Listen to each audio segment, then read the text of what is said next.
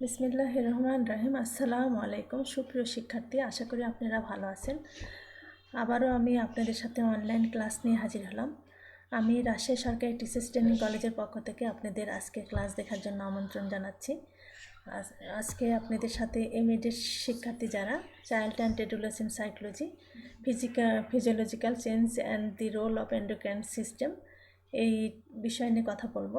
বয়সন্ধিকালের পরিবর্তনে অন্ধকারা গ্রন্থির ভূমিকা কী, পিটুইটারি গ্রন্থির ভূমিকা, যৌন গ্রন্থির ভূমিকা এবং অ্যাড্রিনাল গ্রন্থির ভূমিকা এই বিষয় নিয়ে আপনাদের আজকের যে সেশন। আমরা এখানে পিটুইটারি গ্রন্থি সহ অন্য গ্রন্থির চিত্র দেখতে পাচ্ছি।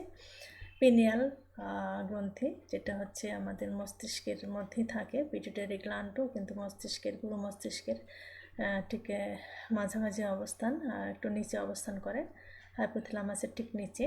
থাইমাস, এটা এই যে এখানে দেখা যাচ্ছে থাইমাস গ্রন্থি। এখানে আবার থাইরয়েড গ্রন্থিও রয়েছে, থাইরয়েডের মধ্যে আবার প্যারাথয়েড। এগুলো নিয়ে আমরা কথা বলবো। অ্যাড্রিনাল, প্যানক্রিয়াস, ওভারিস, টেস্টিস আমরা দেখতে পাচ্ছি। আমরা শুরুতে একটা ভিডিও ক্লিপ দেখি। They develop intellectually and spend more time in thinking. So, teenage is very important time of life. Apart from the sex hormones, that is testosterone and estrogen, many other hormones are also necessary for our well-being. Hence, apart from the pituitary, the testes and the ovaries, there are other endocrine glands in our bodies begin to produce the female hormone or estrogen, which makes the breasts develop. Release of hormones, that is testosterone and estrogen, is controlled by another endocrine gland called pituitary gland attached to the brain. But how do hormones make these changes in our body? Hormone is released directly in the bloodstream by endocrine glands, which carry it to the target site where it is supposed to work. For example, testosterone released by testes and estrogen released by ovaries to secrete growth hormone, which is necessary for the normal growth of a সুপ্রিয় শিক্ষার্থী, আমরা pituitary গ্রন্থি সহ গনাল gland, যেটাকে যৌন গ্রন্থি বলছি, সেইটার একটা ভিডিও আমরা এখানে শেয়ার করলাম। Pituitary gland control secretion of testosterone and oestrogen. এখানে আমরা testes release testosterone and ovaries release oestrogen, এই কথাগুলোই ভিডিওতে বলছে। Pituitary, thyroid, adrenal, pancreas. বয়সন্ধিকালে অনালী গ্রন্থির প্রভাব আমরা দেখি। অনালী গ্রন্থিসমূহের প্রভাব ব্যক্তির বর্ধন ও আচরণ অনেক বিষয় গ্রন্থিসমূহের কাজের উপর নির্ভর করে। পিটুইটারি, থাইরয়েড, অ্যাড্রিনাল, গোনাড গ্রন্থিসমূহের প্রভাব স্পষ্টভাবে যৌনকালের সঙ্গে জড়িত। বয়সন্ধিকালে এইসব গ্রন্থি খুব সক্রিয় থাকে এবং ছেলে মেয়েদের বিকাশে এদের কাজ খুব গুরুত্বপূর্ণ। প্রত্যক্ষ ও পরোক্ষভাবে বয়সন্ধিকালের ঘটনাকে গ্রন্থিগুলো বেশি প্রভাবিত করে থাকে। সামগ্রিকভাবে বিভিন্ন গ্রন্থি ব্যক্তির দৈহিক ও মানসিক বিকাশে সহায়তা করে। প্রয়োজনীয় হরমোনের আধিক্য ও অপর্যাপ্ততা দুটি ব্যক্তির স্বাভাবিক বিকাশকে ব্যাহত করে। গ্রন্থি কি? পেশি বা দেহের অন্যান্য অঙ্গ প্রত্যঙ্গের কাজ আমরা বাহির থেকে দেখতে পাই। স্নায়ুর মতো আরেক ধরনের দেহযন্ত্র আছে যাদের কাজ আমরা বাহির থেকে প্রত্যক্ষ করতে পারি না, তারা নীরবে আড়ালে থেকে কাজ করে যাচ্ছে। এই যন্ত্রগুলো একমুখ খোলা, বিভিন্ন আকৃতির থলির মতো। এদের মধ্যস্থিত পদার্থ বাহিরে আসতে পারে, কিন্তু বাহিরের পদার্থ এর ভিতরে যায় না। এদের গ্রন্থি বলা হয়। দেহের নানা জায়গায়, মস্তিষ্কে, ঘাড়ের কাছে ইত্যাদি জায়গায় গ্রন্থিগুলো ছড়ানো আছে। গ্রন্থিগুলো বিশেষ বিশেষ ধরনের জৈব রাসায়নিক রসক্ষরণ করে, যা প্রত্যক্ষ এবং পরোক্ষভাবে দৈহিক ও মানসিক বিকাশে সহায়তা করে। এইসব গ্রন্থি নিজস্ব পদ্ধতিতে দেহের অভ্যন্তরে কাজ করে যাচ্ছে। তাহলে আমরা গ্রন্থি কী সেটা জানতে পারলাম। গ্রন্থির শ্রেণী বিভাগ এখন দেখি।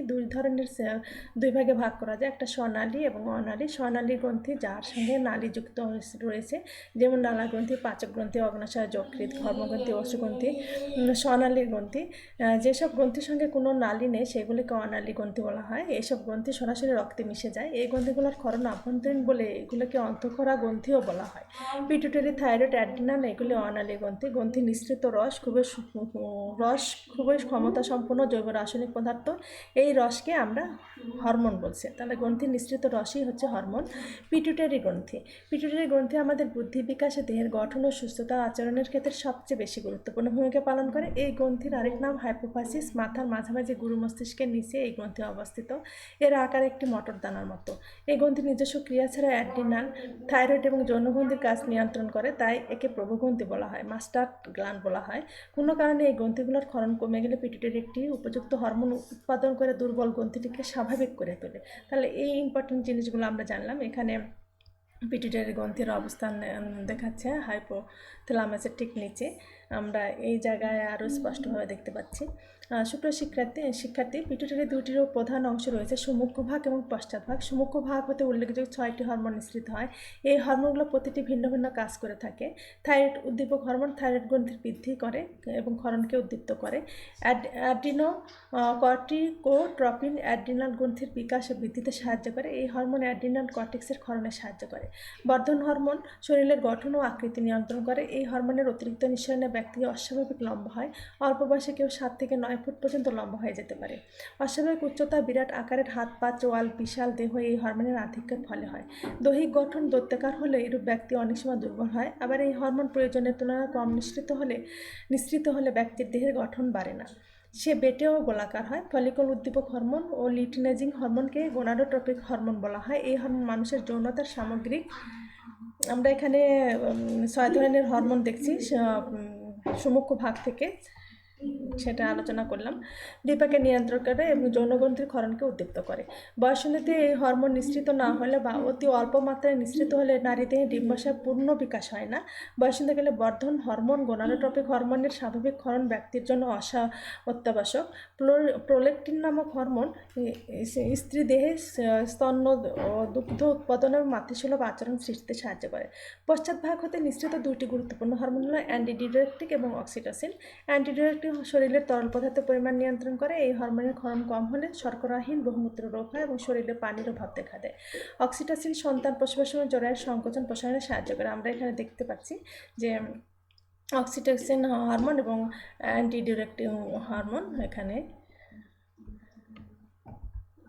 থাইরয়েড গ্রন্থি গলার পাশে শ্বাসনালীর 2 ধারে এই গ্রন্থিটি অবস্থিত। এটি দেখতে অনেকটা প্রজাপতির মতো। এই গ্রন্থি থেকে থাইরক্সিন নামক হরমোন নিঃসৃত হয়। থাইরয়েড সম্পর্কিত অনেক রোগের বিকাশ কৈশোর ও উত্তর কৈশোরে দেখা যায়। এই গ্রন্থি শরীরের বিপাক্রিয়া এবং মৌলতাপ উৎপাদনের পরিমাণ নিয়ন্ত্রণ করে। থাইরয়েড গ্রন্থি থেকে প্রয়োজনীয় রস বা হরমোন নিঃসৃত না হলে শিশুর শারীরিক ও মানসিক বিকাশ ব্যাহত হয়। থাইরক্সিনের অভাবে মানুষ ক্রমশ স্থূল ও অলস প্রকৃতি হয়, অল্প পরিশ্রমে অবসন্ন হয়ে যায়। বর্ধনকালে থাইরয়েডের গ্রন্থিরসের মাত্রা কম হলে কেটিনিজম বা কেটিনিন বলে একটি অবস্থার সৃষ্টি হয়। কেটিনদের শরীর খর্ব হয়, পেট বড় হয়, বাঁকা হয় এবং মানসিক বর্ধন ব্যাহত হয়। বয়স্কদের বেলা থাইরক্সিনের অভাবে মিক্সিডেমা নামক রোগ হয় এবং শরীরে উত্তাপ হ্রাস, রক্তচাপ হ্রাস, চুল পড়ে যাওয়া, হাত পা ফুলে যাওয়া, আত্মসংযমের অভাব, কাজকর্মে উৎসাহের অভাব, অলসতা, বিষণ্ণতা, সর্বদা ঘুমের ভাব এই রোগের লক্ষণ। এই হরমোন অধিক মাত্রায় নিঃসরণের ফলে রক্তের চাপ বৃদ্ধি, দ্রুত নারীর স্পন্দন, অতিরিক্ত চঞ্চলতা, উত্তেজনা, অস্থিরতা, স্নায়ু দুর্বল, অনিদ্রা, ওজন হ্রাস প্রভৃতি অসুবিধা দেখা দেয়। থাইরয়েড গ্রন্থির সাথে একটি সুপরিচিত রোগ গলগণ্ডের গভীর সম্পর্ক রয়েছে। রক্তের আয়োডিন না থাকলে থাইরয়েড গ্রন্থি থাইরক্সিন তৈরি করতে পারে না। যেসব এলাকায় মাটিতে আয়োডিন কম সেসব এলাকায় লোকদের বিশেষ করে গলগণ্ড হয়। প্যারাথাইরয়েড গ্রন্থি থাইরয়েড গ্রন্থির 4 কোণে অবস্থিত 4টি ক্ষুদ্রাকৃত গ্রন্থি হলো প্যারাথাইরয়েড গ্রন্থি। এই গ্রন্থি থেকে নিঃসৃত প্যারাথারমোন দেহের ক্যালসিয়ামের মাত্রা নিয়ন্ত্রণ করে, দেহের অস্থি, দাঁত ইত্যাদি স্বাভাবিক গঠনের প্রভাব বিস্তার করে। এর অভাবে অস্থি অপরিপুষ্ট হয়, দেহ বিকৃতি হয়। এই গ্রন্থির অত্যাধিক ক্রিয়ার ফলে ব্যক্তির মধ্যে বুদ্ধিহীনতার ছাপ পড়ে, পেশিতে টান পড়ে, হাত পা কাঁপতে থাকে, স্নায়বিক অস্থিরতা, অনুভূতি, প্রবণতা ইত্যাদি দেখা দেয়। আমরা এখানে থাইরয়েড গ্রন্থি, তার মাঝে দুটো 4টি করে প্যারাথাইরয়েড গ্রন্থি দেখতে পাচ্ছি। অ্যাড্রিনাল গ্রন্থি প্রতিটি কিডনির উপর একটি করে অ্যাড্রিনাল গ্রন্থি টুপির মতো বসানো থাকে। এই যে আমরা এখানে চিত্রের মাধ্যমে দেখতে পাচ্ছি। যৌবনের বৃদ্ধির ক্ষেত্রে যৌন লক বৃদ্ধির ক্ষেত্রে এই গ্রন্থির প্রভাব রয়েছে, মানে যৌনগ্রন্থি বৃদ্ধির ক্ষেত্রে মানে যৌবনের যে বৃদ্ধি সেই কথা বলছে, এখানে বানানটা মিস্টেক আছে। অ্যাড্রিনাল গ্রন্থি দুটি অংশ, বাহিরের অংশটিকে অ্যাড্রিনাল কর্টেক্স বলা হয় এবং ভিতরের অংশটির নাম হচ্ছে অ্যাড্রিনাল মেরুডা। অ্যাড্রিনাল কর্টেক্স থেকে কর্টিন, কর্টিসল, কর্টিকোস্টেরন ইত্যাদি হরমোন নিঃসৃত হয়। অ্যাড্রিনাল কর্টেক্স নষ্ট হয়ে গেলে মৃত্যু অসম্ভবই। এই অবস্থায় অ্যাড্রিনাল হরমোন দ্বারা চিকিৎসা করা প্রয়োজন। কর্টিন আমাদের শরীরের জন্য অত্যন্ত প্রয়োজন। কর্টিনের স্বল্প নিঃসরণে রক্তচাপ হ্রাস, হজমে গণ্ডগোল, অতিরিক্ত ক্লান্তি, অবসাদ, পেশি দুর্বলতা, প্রতিরোধ শক্তি হ্রাস ইত্যাদি দেখা দেয়। শৈশবে এই গ্রন্থির প্রয়োজনের অধিক নিঃসরণ ছেলে এবং মেয়ে উভয়ের ক্ষেত্রে পুরুষের ভাব সৃষ্টি করে। মেয়েদের নারীসুলভ ব্যবহার নষ্ট হয়, মেয়েদের গলাশাল মোটা এবং গম্ভীর হয় এবং গণ্ডদেশ মোটা হয়। অ্যাড্রিনাল মেডুলা গ্রন্থি থেকে অ্যাড্রিনালিন বা অ্যাপিনোফ্রিন নামক হরমোন খরিত হয়। এই হরমোন সমবেদী স্নায়ুমণ্ডলীকে উত্তেজিত করে। এর ফলে শ্বাস প্রশ্বাস, রক্তচাপ, দেহের তাপ উৎপাদন ইত্যাদি বৃদ্ধি পায়। চোখের তারা বিস্ফোরিত হয়, শরীরে ঘাম দেখা দেয় এবং আবেগের সাথে এই হরমোনের গভীর সম্পর্ক রয়েছে। দেখা গেছে যে অত্যধিক ভয়, রাগ ইত্যাদি আবেগের সময় এই হরমোন অতিরিক্ত পরিমাণে নিঃসৃত হয়। আবেগের সময় অতিরিক্ত সক্রিয়তা, শারীরিক শক্তি জুগিয়ে থাকে এই হরমোন, যেমন রেগে উন্মত্ত হয়ে লড়াই করার জন্য বা ভয় পালানোর জন্য উপযুক্ত শক্তি সরবরাহ করে এই গ্রন্থি। এই কারণে এই গ্রন্থিকে আপৎকালীন গ্রন্থি বলা হয় বা ইমার্জেন্সি গ্ল্যান্ড বলা হয়। যৌন গ্রন্থি, এই গ্রন্থি তলপেটের নিচে অবস্থিত। পুরুষের যৌনগ্রন্থির নাম অন্ডকোষ, মেয়েদের যৌনগ্রন্থির নাম ডিম্বাশয়।